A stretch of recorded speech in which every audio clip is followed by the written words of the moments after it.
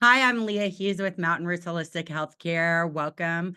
And we are doing an amazing educational seminar here today with Dr. David Minkoff, the founder of Body Health and one of my personal favorite supplement products called Perfect Me. Aminos. Oh, which I think is amazing. And I know you're making some changes to the formula, so we would love to hear about some of that.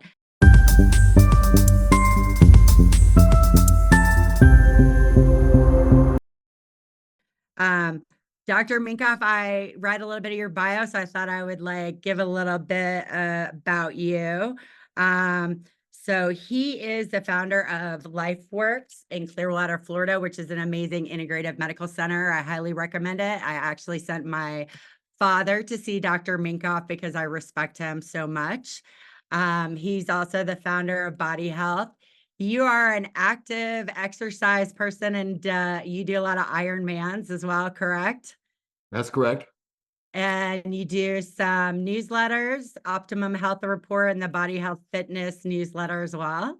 Yes, And I read that you were an emergency department physician for 12 years before you ventured into integrative medicine.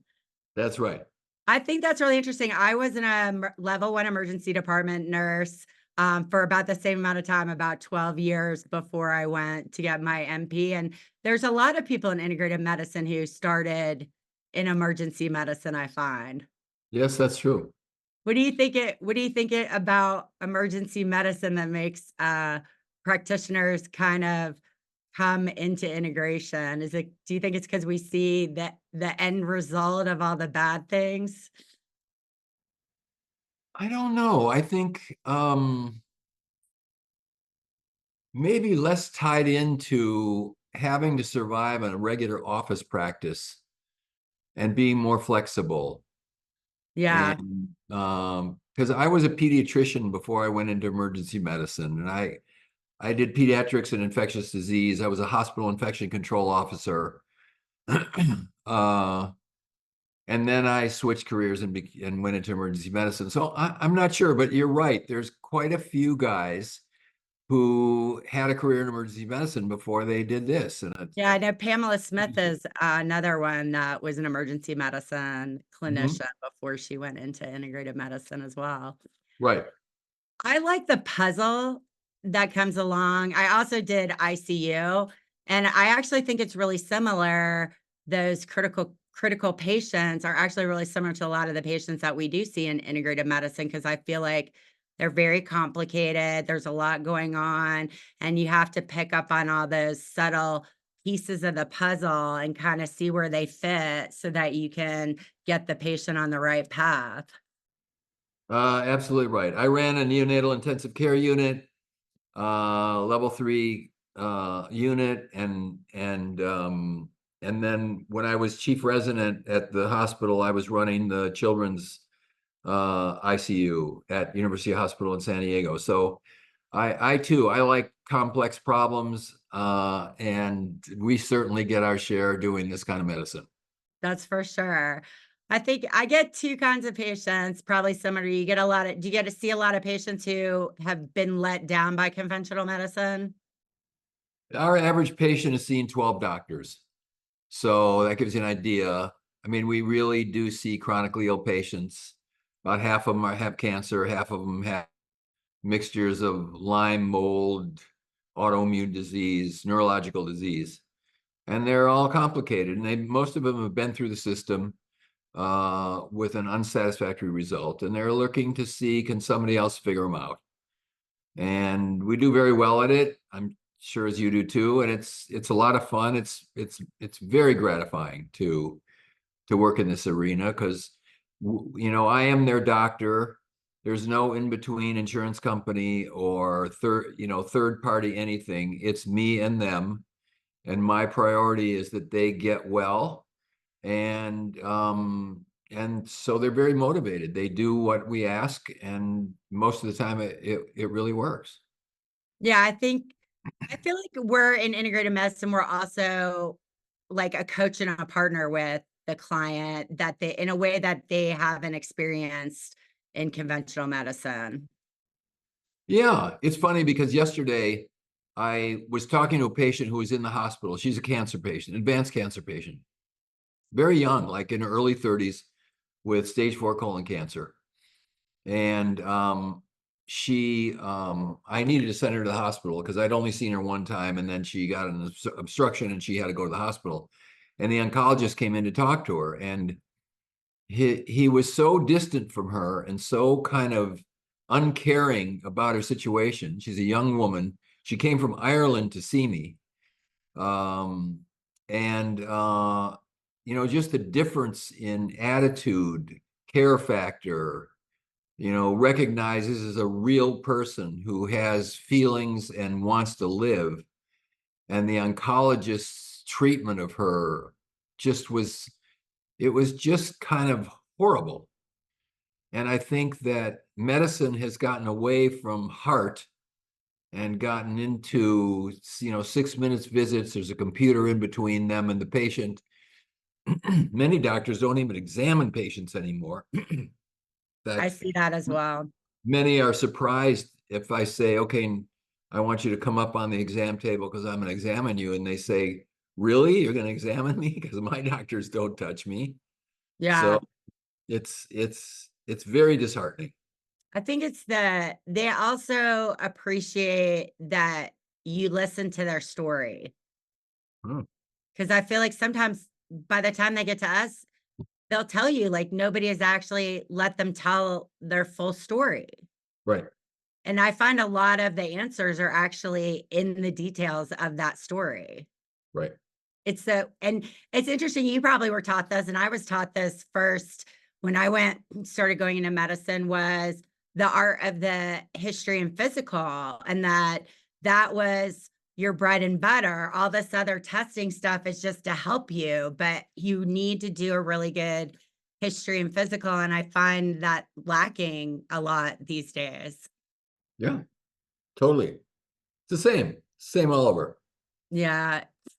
Maybe the next foundation or company we can start will be helping on that end of medicine and teaching people things like that. I like to have students, but when they're later, when they're like kind of finishing out, Right, because right.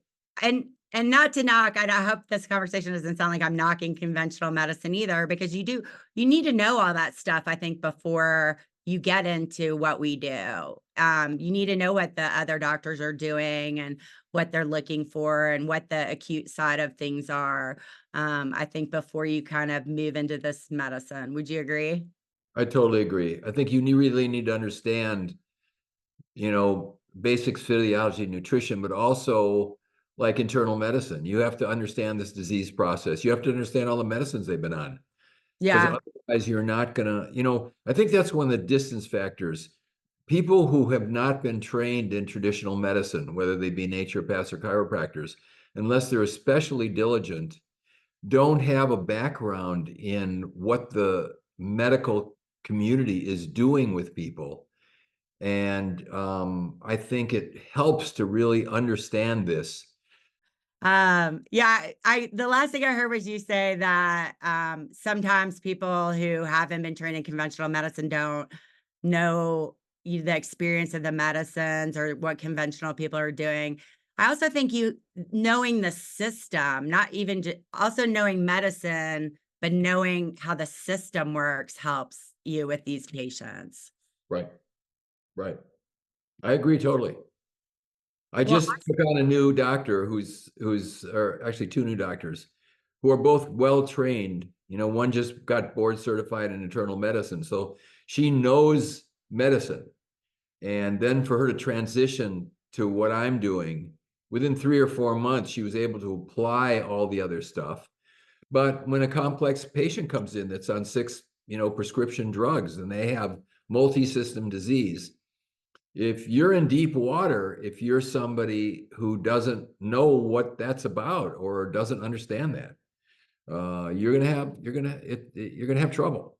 So yeah, I think so. And also just that polypharmacy that you see patients on, because sometimes you have to decide, right, if the medicine is actually making them sick because it's just been layered upon layered, or they actually have some other underlying root cause that's going on. Right. Yeah, Well, totally.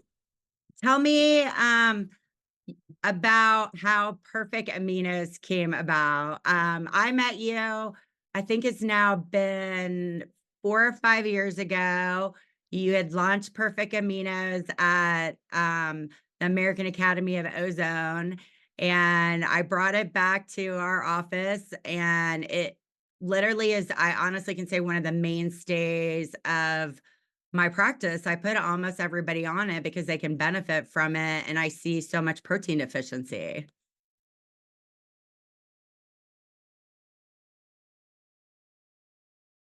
Yeah. So, I mean, the story goes back farther than that. I'm a triathlete, and I was a vegetarian triathlete a long time ago.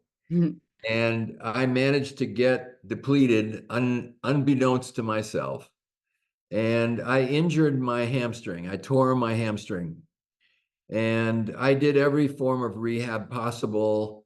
I had access to every profession that, whether it's physical therapy or chiropractic or massage or acupuncture. I mean, I did everything, orthopedics, and I couldn't get it to stably heal. Every time I tried to run hard, I could feel the twinge in my hamstring, and I knew that if I pushed it, I was going to injure it.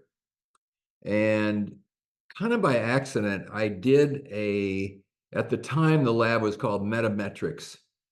It was a lab that was acquired since then by Genova. And I did a serum amino acid panel. So it's a fasting blood work looking at levels of amino acids. And amino acids are the building blocks for protein. And so if you're not eating enough amino acids in the form of protein, the best ones are animal protein, eggs being the top and meat and fish second. All the vegetable proteins are very unusable very well by the body. So if you're doing pea protein or whey protein, they're like 1/4 to 1/3 as good as animal proteins. And I was mostly eating plant proteins at the time. And my levels of serum amino acids were very low. And I was like, holy smokes, maybe this is why I can't heal, because it's muscle. It requires new construction of muscle fibers. And so I started playing with amino acids. And I was able to sort of put together a blend, which was the 8 essential amino acids. And what worked out is that when I started taking them, within about 6 weeks, I found that the muscle was no longer sore. I could exercise hard. I was training at the time for an Ironman up in British Columbia in Canada. And I had done the race many times before. It's a very challenging race. It's a very gigantic, freezing cold lake. Temperatures like low 60s. This was pre-wetsuit days. So now Oh, goodness. triathletes are allowed to use wetsuits if the water's below 75 or 78. But in those days, it wasn't. So it's a 61 or 62-degree lake. You're going to swim 2.4 miles. And then the bike ride is in the sort of the beginning Rocky Mountains, two very long 7-mile climbs, about an hour each, and then a very hilly marathon. And I went to the race. I did the best time I'd ever done, and this is like 3 months after starting to take these amino acids. Had my best time ever. And I wrote an article for Triathlete Magazine. I said, I'd been trying to heal my leg for close to a year, started taking this amino acid blend. I already had this company called Body Health because I had run into people with heavy metal toxicity, and we developed a product to help them get rid of their mercury, lead, arsenic, cadmium, that sort of stuff.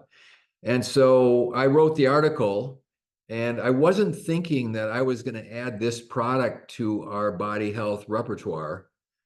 but I got 3,000 replies to the, now this is pre-internet. This is, a sort of a letter to the editor. That wasn't a letter to the editor, but it was an article I sent into Triathlete magazine, which they published in full. And then there was a contact for me to, if anyone wanted to get a hold of me. And I got 3,000 replies. Wow. Like, what is this stuff? How did you How get do it? I get I'm it? injured. Help me. And we decided, okay, we're going to make the product.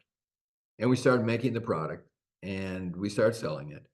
And now I can tell any athlete, if you're competing and you're not at the top of your game and you're not winning, I can tell you that your competition is taking Perfect Amino, because when you take this product as a supplement to a good, healthy diet, that your amino acid levels will go to normal, good levels.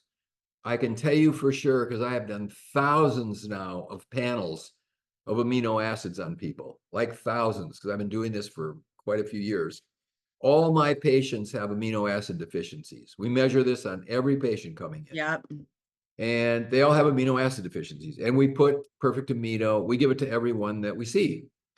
And it turns out that people who have osteoporosis have amino acid deficiencies, and people who have low hormones have amino acid deficiencies, and people who can't think, can't remember, can't sleep, have low levels of neurotransmitters, they have amino acid deficiencies. And All then cancer patients, all chronic fatigue patients have mental health amino. patients. Yeah. Yeah. And so we put everybody on this patient, and it's not a single thing that they need. They need a bunch of stuff, but they need this for sure.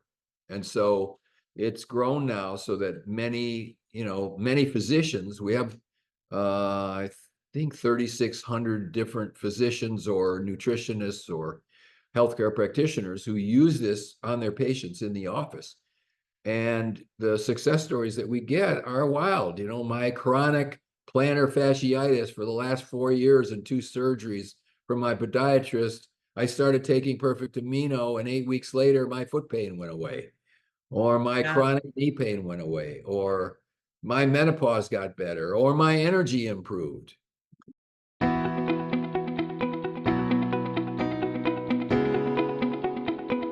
Now, I read a story. Is this correct that is it the Tour de France? You gave the perfect aminos to the team at the Tour de France and they made no other changes to their training regimen. And they actually shortened their time just by adding the perfect aminos in. Well, it was actually even a little bit better than that. The team doctor was a patient of mine. And he came to me because he was heavy metal toxic. And I helped him. He got totally better. And he was Lance Armstrong's right-hand man. Now, think what you will of Lance Armstrong, but he was an amazing athlete. And the times that he was racing in, everybody was doing what he was doing. So, but the team doctor, who was Lance Armstrong, once told me and actually wrote this, that he never went anywhere without this doctor, because he was part guru, part shaman, part nutritionist, part chiropractor, part physical therapist, and he could fix whatever was needed. So I said to him, and he had been, Armstrong had won the tour a couple of times when this happened. But what they found was, even with the best nutrition that they could give them, on the road, they have a personal chef. They would get IV replenishment therapy when they get in. No matter what they did, by the end of the tour, they all had tendonitis. Their performances were down. They were unable to totally recover. They were exhausted. So it's 22 days of probably 3 to 6 hours a day on a bike in mountains, in rain, and whatever it was. And they would break down. So I said, well, why don't you give the three top riders, Armstrong and his two main assistants, let's give them Perfect Amino and just see what happens. So it's a nutritional supplement. It's NSF certified. So it is pure. There's nothing else in there. These are just pharmaceutical grade amino acids in a very special blend ratio. And they took 10 tablets 3 times a day during the whole period that they were racing. And at the end of the tour, they were not breaking down.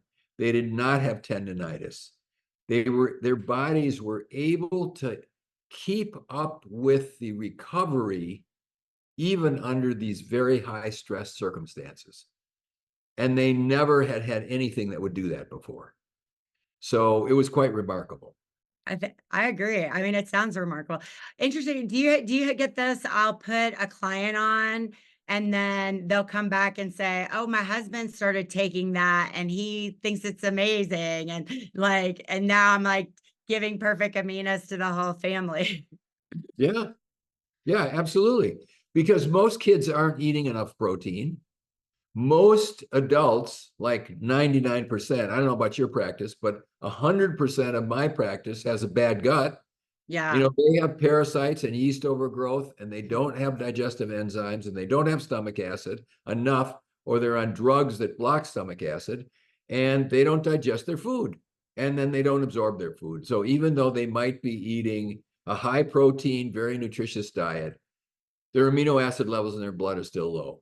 And so while we work to help them fix their gut, we also put them on Perfect Amino because it's already pre-digested. It is absorbed without the need for digestive enzymes or stomach acid or anything else. And we've measured it within 23 minutes. If you take it on an empty stomach, it is in the bloodstream. And it raises amino acid blood levels virtually immediately, which means that the cells then get the higher amino acid levels, and they need those so that they can make the body protein. All the enzymes in the bone and all the rest of the stuff that the body uses, Yeah. that is protein. Exactly. I think I started a patient on perfect aminos today. Um, Tell me, so you all are actually reformulating it right now, a new formula is coming out. Is that correct?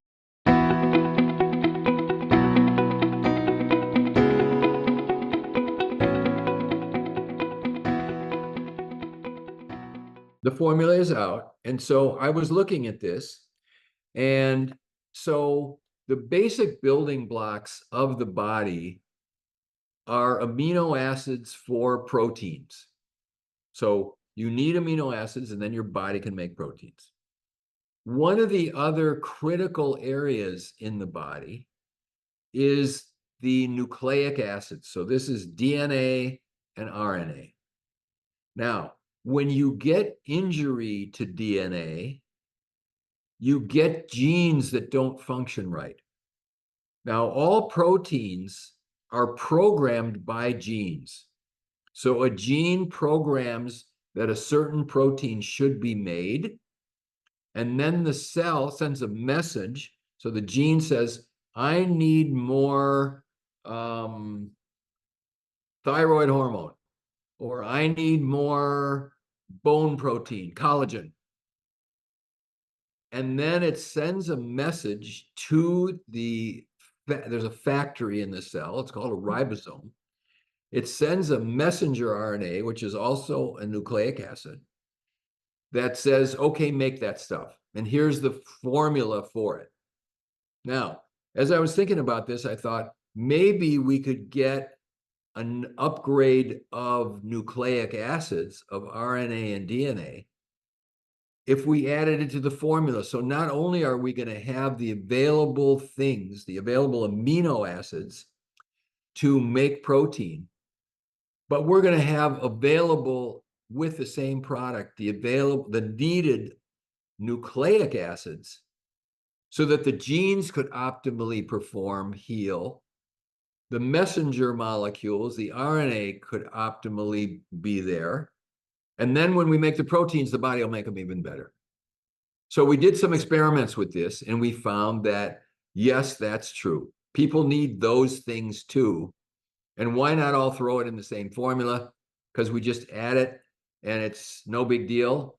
And now we have sort of a blend which is a mixture of nucleic acids and amino acids, and we get a further optimization of health and performance from bodies.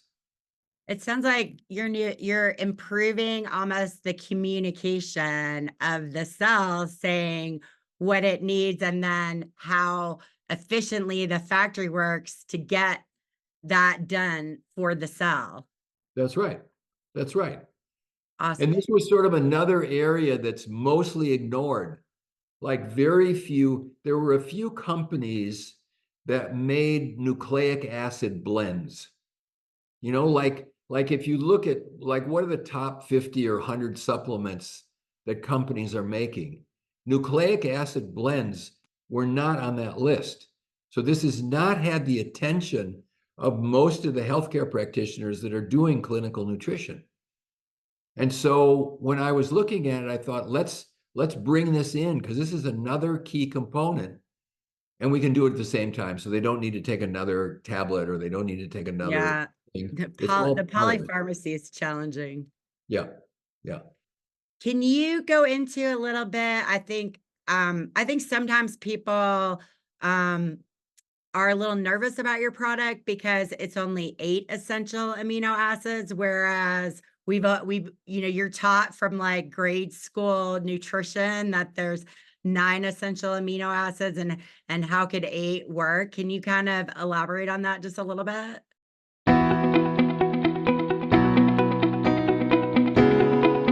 I can. And so the nutrition testing for amino acids, the science on it isn't very good. It's historically not been very good.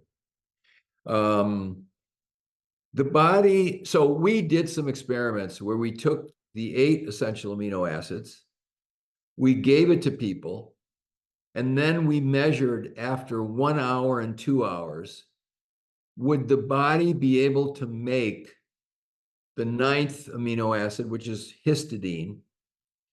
Would the body be able to manufacture it?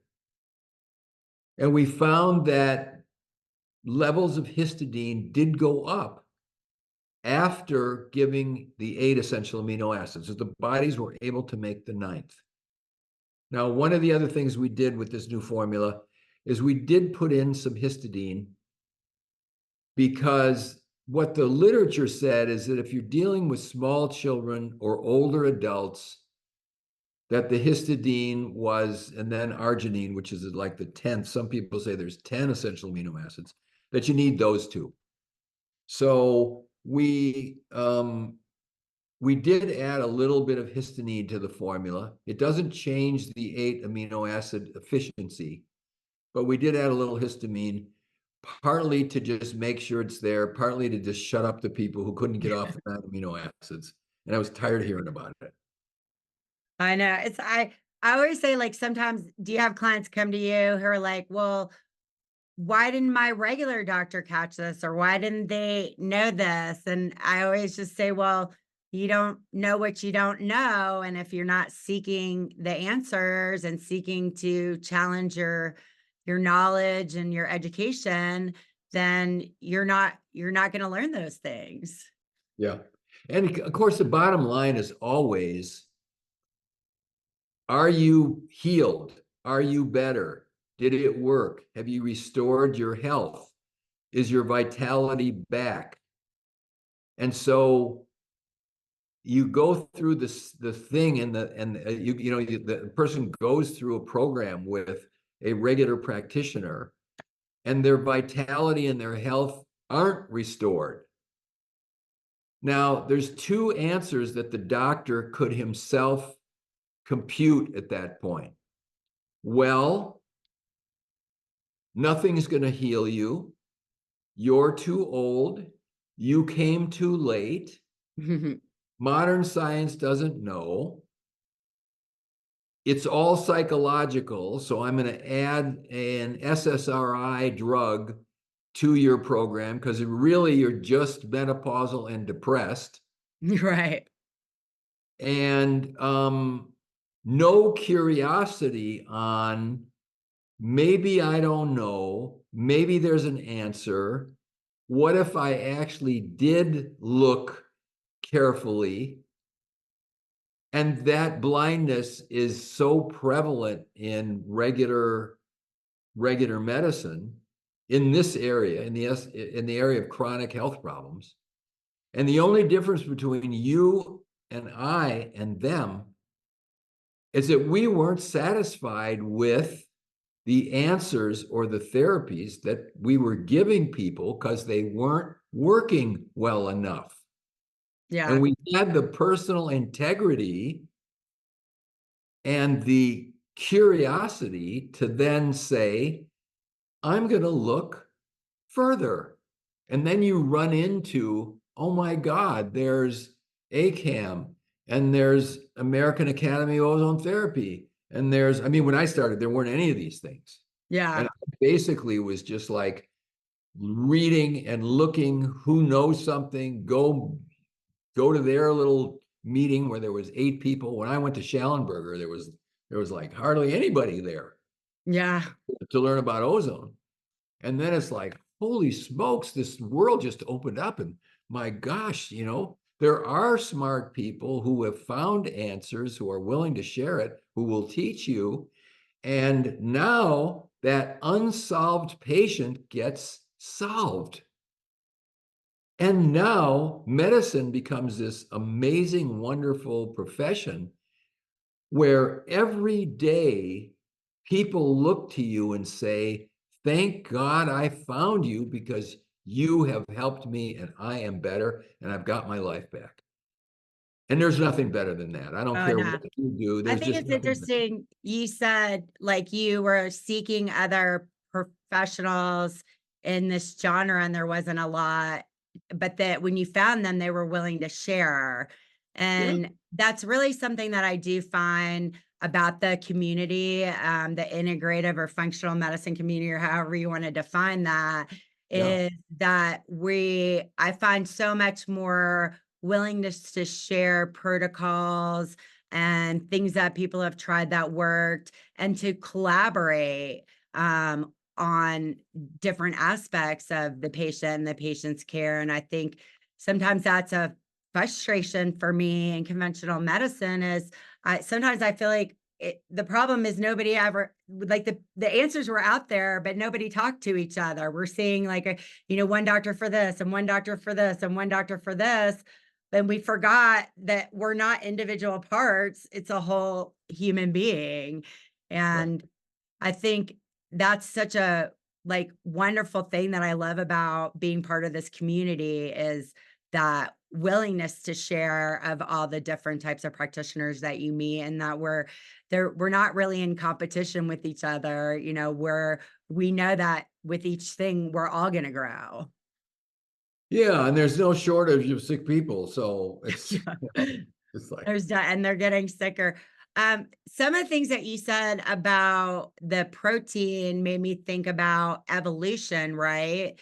And how our bodies evolved over thousands of years to do certain things. And now in the last 100 years, we live in a completely different world that I don't think our bodies have evolved or adapt to. And that is a huge contributor to the chronic illnesses that we're seeing. And kind of what you were saying about perfect aminos and that protein reminds me of that.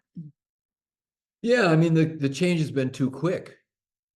You had if you look sort of back at the people who did this research on Paleolithic diets, from 2 million to minus 10,000 people were hunter-gatherers and they ate what they could find.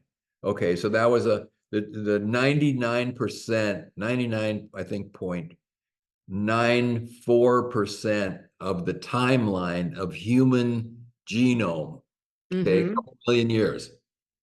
That here's where the exposures that those bodies got, where adaptation did take place. And so they evolved upright humans with arms and legs who could think and communicate.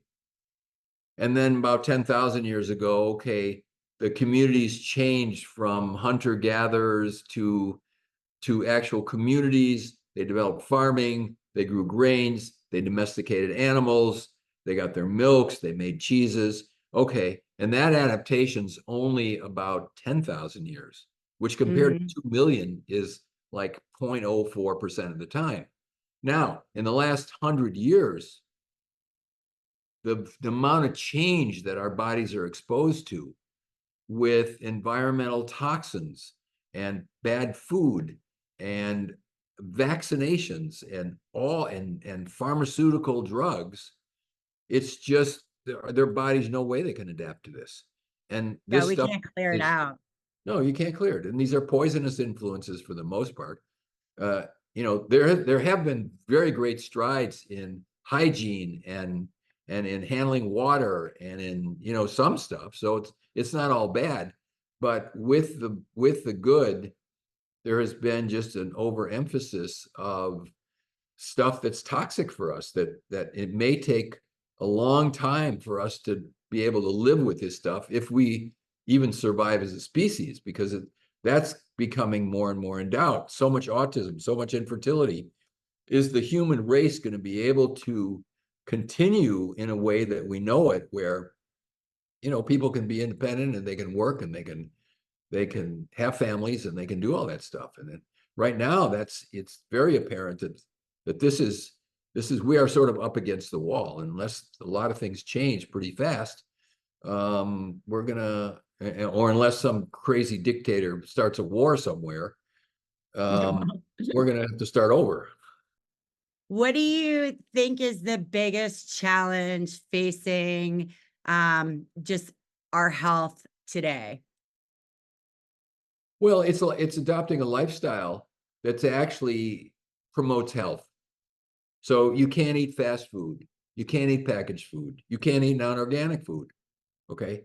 You got to manage your electronics. You got to manage your sleep.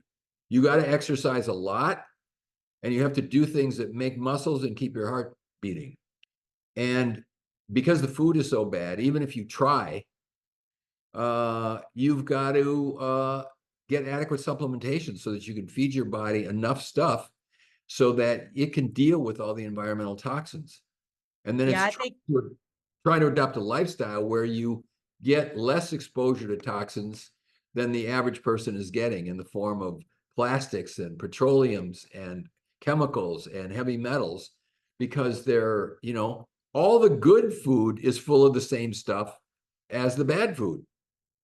I did an yeah. experiment a couple of years ago because we have this product called Metal Free, and Metal Free I like takes. that product. Is that the new you had it for a while and then, right, you lost it because of some of the components and then you brought it back? Yeah.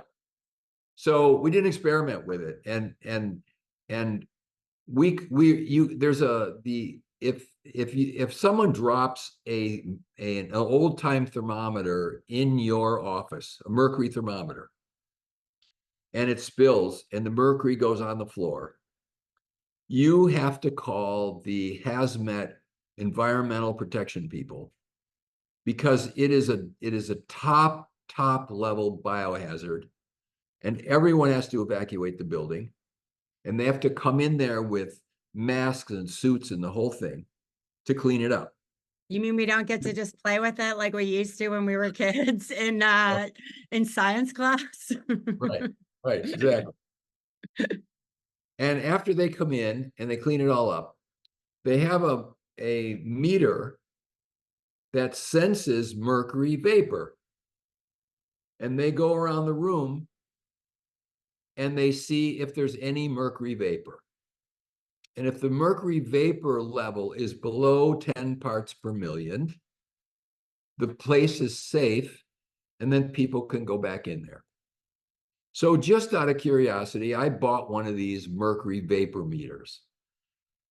And I used to take it to seminars, and we just had fun with it, because what we would do is have someone open their mouth, and if they had silver fillings with mercury, we would just put the sensor in their mouth. Now, the hazmat legal limit was under 10 parts per million. And we would routinely find people that had 50, 60, 100, 300 parts per million of mercury vapor off gassing from their teeth in their mouth. Okay. So I one day took the best organic broccoli I could find, put it in a pot, boiled it, stuck my mercury vapor meter in the side to measure the sort of boiling water with the broccoli coming off, and the mercury level was very high.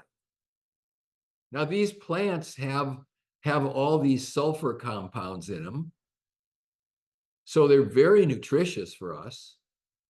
But that also means that if the soil has mercury, lead, arsenic, cadmium, they're going to absorb it into the plant and we're going to eat it. Yep. So you can't go anywhere now and get pure food.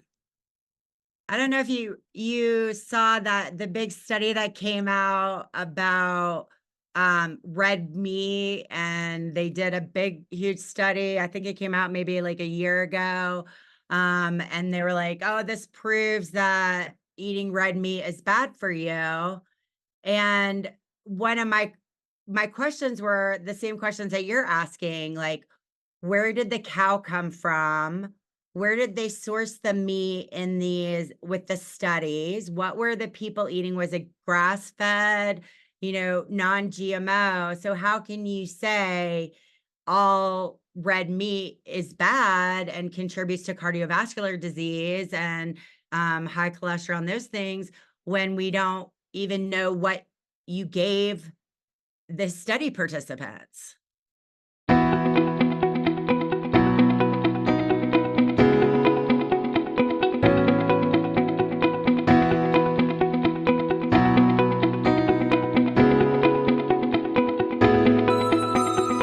Well, yeah, I mean, it isn't so much it's what you eat, it's what you ate. Mm-hmm. What did the cow eat? You ate the cow meat. What did the broccoli eat? You ate the broccoli. And that's where it's getting to be very difficult because the levels of toxins in the soil are high, and so those plants, I mean, it's better to eat organic broccoli than non-organic broccoli. At least the top part isn't sprayed with glyphosate and other atrazine and all this other crap that they put on it. So it's better than that. But otherwise, it's in the soil and these things are in the environment. I mean, they're spraying aluminum all over the place. Where does it go? Comes down to the earth. Leaded gasoline saturated the topsoil on the planet with lead, and the soil's full of lead. And so these foods are full of this stuff. So Yeah, I part of get it a lot of patients with MTB, which is the gasoline additive. I see tons. a lot of patients with elevated MTB, especially here in Colorado. Um, Hey, we see it here in Florida. yeah, Yeah.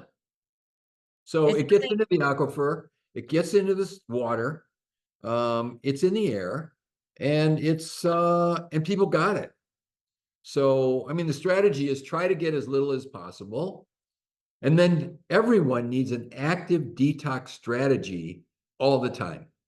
I take metal free every day because I know that my chemical levels, and I measured them, and my metal levels are high, as are everyone. And so as long as you can get it out as fast as it's coming in, or hopefully a little faster, you can survive this stuff. If you don't, it builds up and then it poisons your tissues, and then you got trouble. And then you have chronic disease, right? Or Chronic disease. you're more apt to infections and um, Yeah. things like that as well. Yeah. My niche is mold and mycotoxin illness. And so I see a lot of people with that and just a lot of people dealing with. I saw a client yesterday actually who screened up their new apartment, did all the right things to move into a new place. And the wife is sick, the husband is supportive.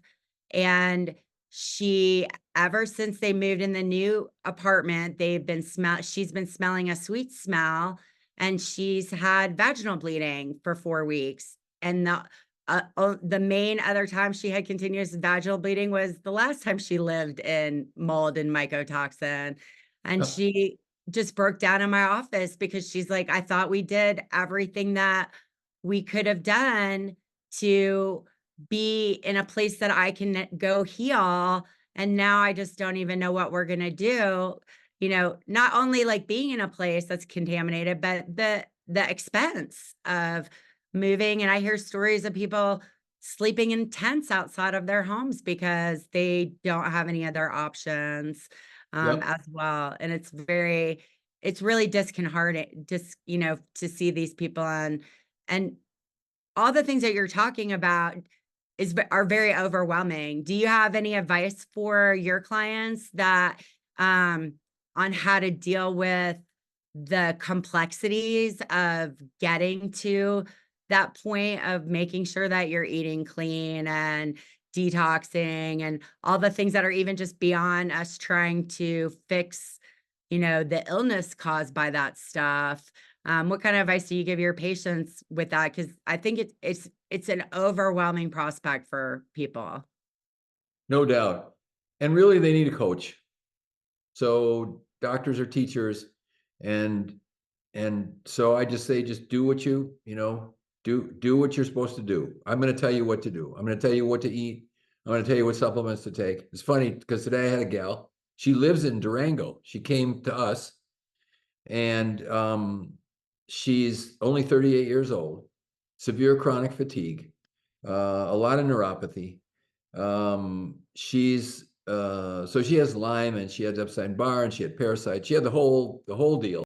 All the ones that go together, right? All the ones that go together, Marcons. And she came in with a symptom score of 88. So we do a medical symptom score on them. They fill out a survey, and we total all the things up in 88, which is pretty high.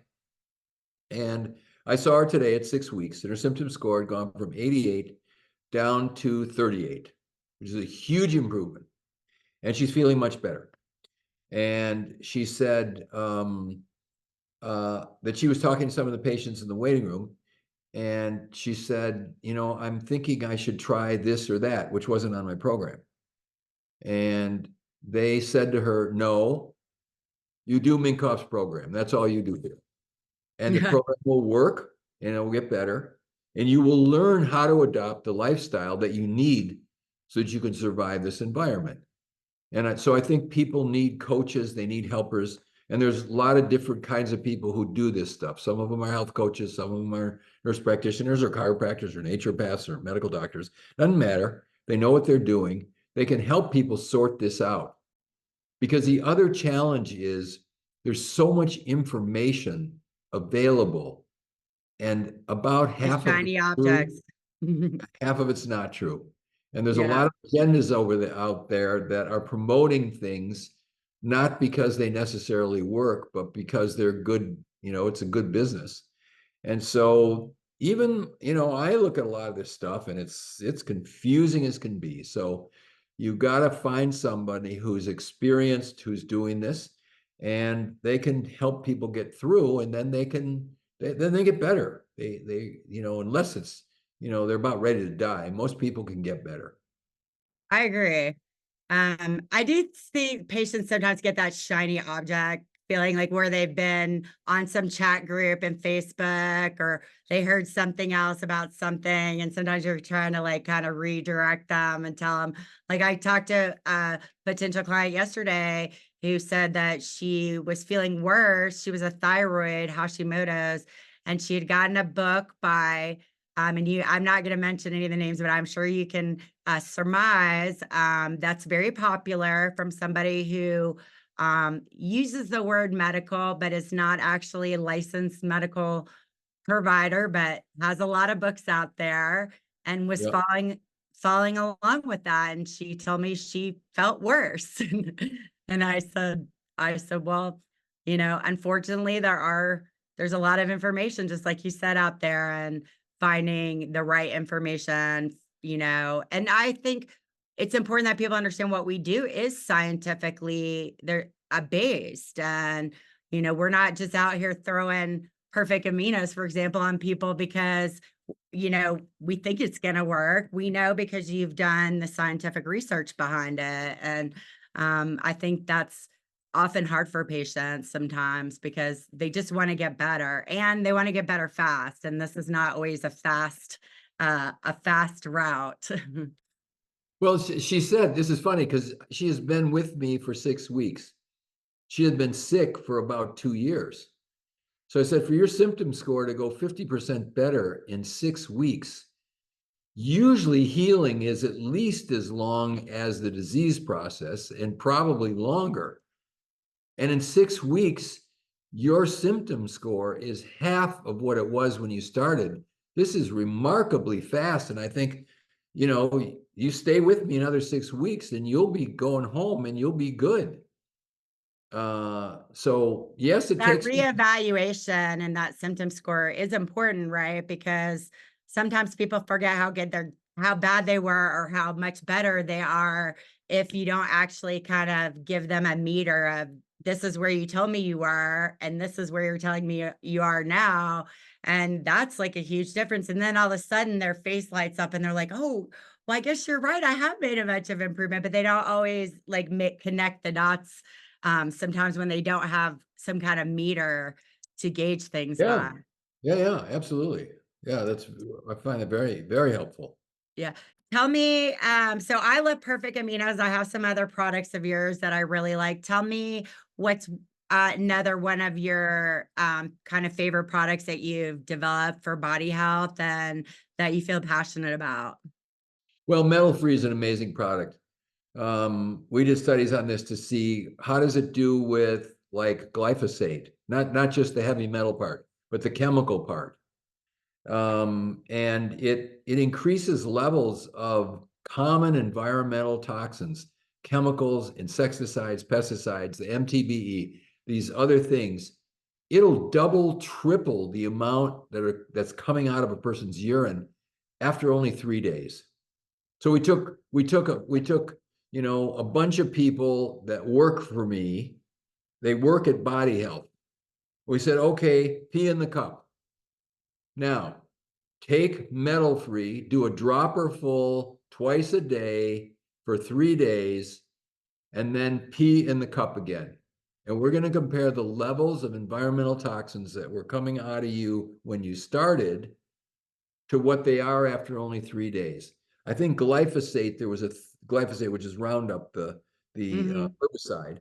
There was I think it's 278% increase in the body dumping glyphosate on 2 dropperfuls a day of this just great little product, which it's remarkable. And that was, the things that we measured, aluminum and other stuff.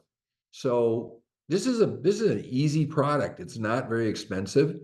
It can be given to children, and like I said, I take it just as prophylaxis. I'm just taking it because I know I'm getting these exposures, Yeah. and it helps me keep my body moving this stuff out. So that product is really good. Does that product work on gadolinium? It does. It works on all the metals. Gadolinium is the worst one. I've Okay. done a lot of research because I have patients sometimes come seeking chelation therapy Yeah. for that, and none of the literature supports chelation therapy actually chelating gadolinium out, and so that's Oh, no, no, no. EDTA is wonderful for gadolinium. So if you measure levels of gadolinium in the urine after an EDTA challenge, the standard chelation, calcium EDTA, Mhm. the levels are extraordinary. It just takes forever because gadolinium, there's only two metals that are at room temperature liquid. One of them is mercury and the other one's gadolinium. And so gadolinium is used as a major contrast for CT scans and MRI scans. The dose you get is huge.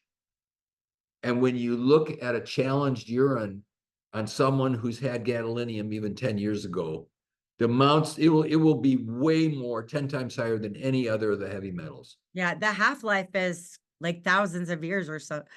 Well, Crazy. and it takes, even when you chelate, 20, 30 chelations later, you still find gobs of it coming out in the urine. Do So you use the metal-free as, like, a provoking agent for testing?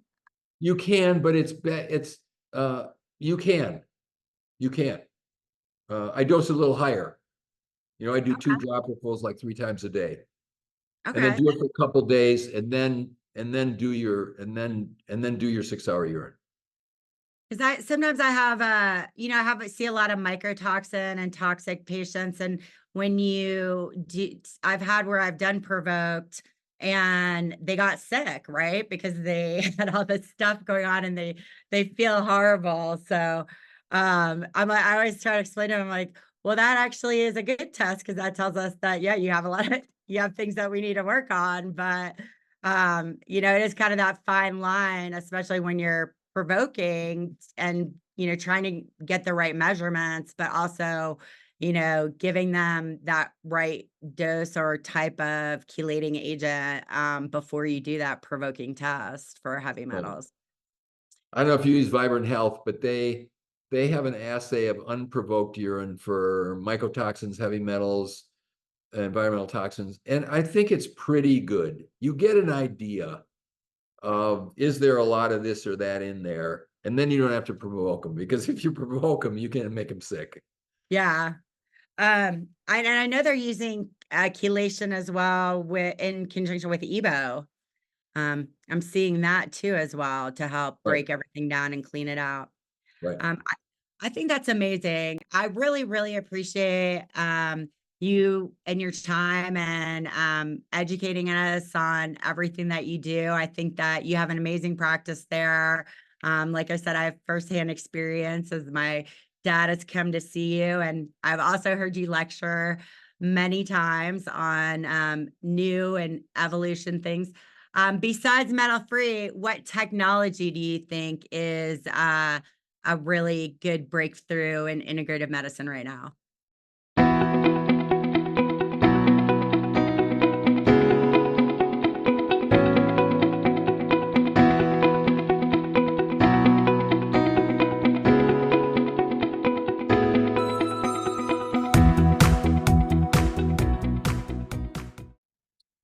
Well, a lot of people are using ozone, which I think is great. We're integrating a lot of photobiomodulation now. The Weber technology, where we're using light frequency with other agents, whether it's riboflavin or curcumin or methylene blue, especially in cancer patients or in infected patients, that this combination of light activated substances as anti-cancer or anti-infectious therapy is very exciting. And so we're doing a lot of that now, and we find that has just been able to up our game a lot to help people with. You gotta. I don't know if you've seen the Weber laser system, but Is that you're using it to kind of direct stem cells to the location that they kind of need to go and start working? Is that well, correct? that's one of them. That's Okay. one. So V cell, okay, where you take out blood, separate out the embryonic like cells. There's a special laser which will activate those cells. So they go from a dormant sleeping state to an active state. And then you can put them back in the body, and then you will get a stem cell treatment from your stem cells. And the problem with most stem cells, if they're taking bone marrow or fat from people, is that these people are already sick or they're already older, and those cells are older and they work Mhm. a little bit, but a lot of times they don't work. But everybody has a reservoir of cells that haven't been activated. They're still embryonic like cells. And if you activate those, you get a much better hit for what you're doing.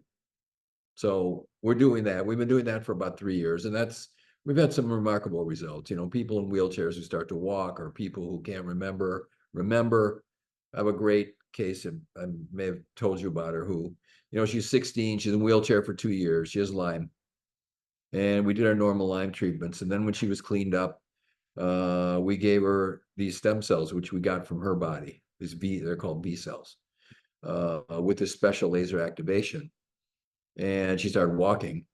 And then she actually became a competitive athlete. She's one of the top athletes now. Now, this is a wheelchair. She's 16 years old. This is wheelchair 2 years.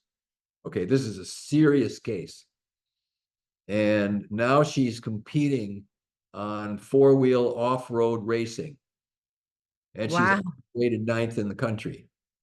And it's interesting because she's had 2 of these V-cell treatments. We did a third one on her. We separated them by about 3 months because she kept getting better and better. And her mother had told us that, she knew this kid was never going to go to college. She was a little bit slow.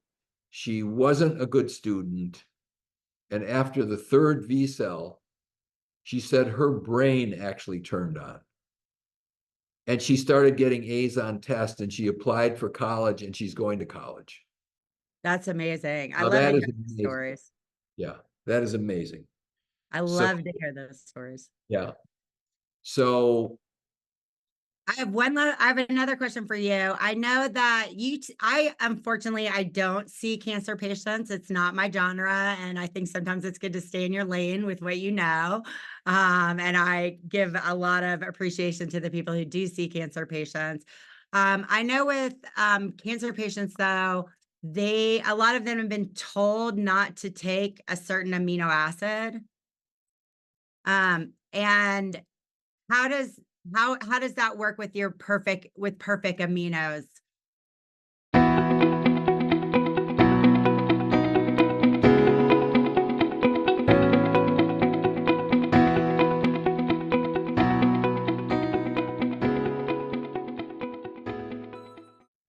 so the usual one that they're told is don't take glutamine.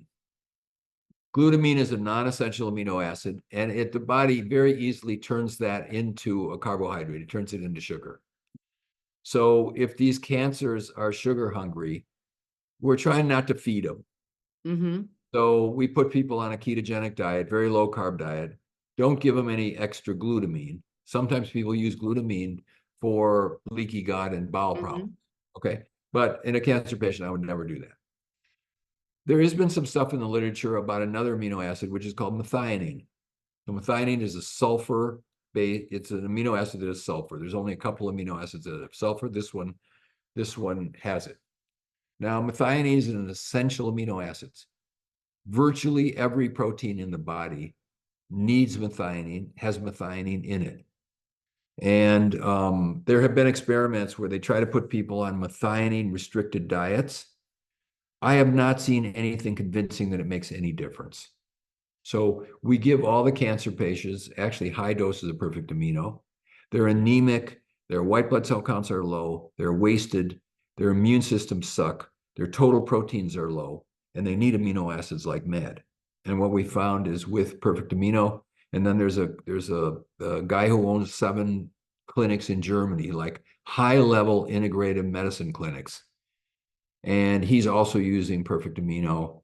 And it's remarkable in that it boosts immunity, it helps them to heal, and it does not make cancer worse or promote cancer in any way. I I've think seen with I think thousands. that's good to hear and to know because I think that's one of those other kind of like you were saying, we were talking about the 8 essential amino acids. I think that's a little misnomer or maybe misinterpretation of some of the scientific literature out there. Right. And what we see in all the patients who decide I'm going to go on a vegan diet because I've got cancer, I heard it saves people with cancer. It does not. The vegetarians have just as much cancer as regular people. You want to eat whole, good food. And all vegetarians are on very high carb diets. And we find that high carb diets are, for many people with cancer or cancer, they assist cancer. So we put them on the ketogenic diet is a high fat diet. It's hard to get enough protein on a cancer type ketogenic diet because you're restricting both carbs and proteins in favor of fat because the tumors don't like fat very much. But we substitute or we add in perfect amino so we can keep the level of protein, so to speak, coming in their bodies high, and they are able to then get enough so that they don't get protein deficient. They don't waste.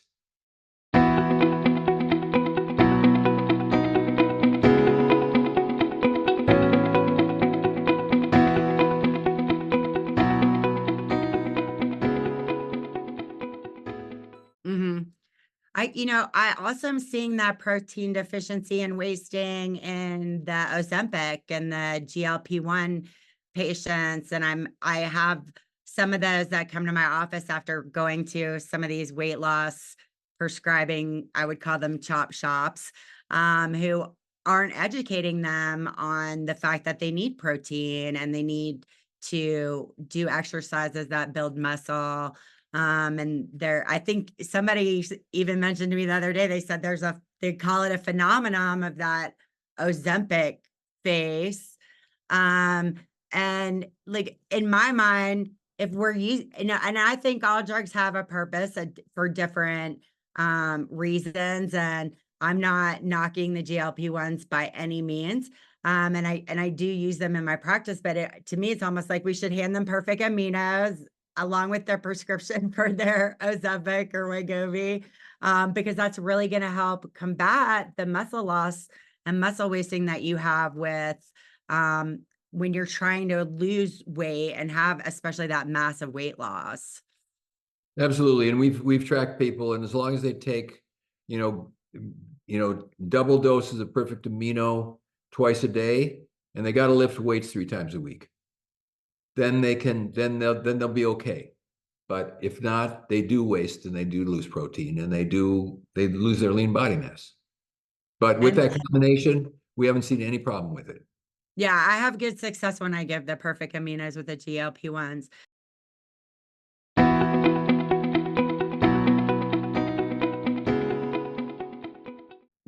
How do you, I know Perfect Aminos, one of the claims to fame is that it does not break a fast. Can you? No, there's essentially no calories. So if you took 10 tablets or 2 scoops, it's only about 4 calories. So it doesn't produce any insulin response. We've measured that. It doesn't produce any glucose response. We've measured that. So you need amino acids when you're fasting. If Yeah, you're going to you recover do field, for sure. so you should take it when you're fasting. You should talk to there's a common fasting protocol that a lot of people do, and there's no amino acids in that program. I think you guys would make great partners Okay. for sure. Well, that's good to know because I think sometimes people don't, like when I try to explain to them that it doesn't break a fast for them, when we're using that in their therapies. I think sometimes it's hard for people to wrap around their mind that if they're ingesting something, that how can that not break a fast? And so it's nice to have that information for clients that it's not raising the insulin and that there's no calories in it. And that's why you can take it while you're utilizing fasting in your healthcare routine. Yeah.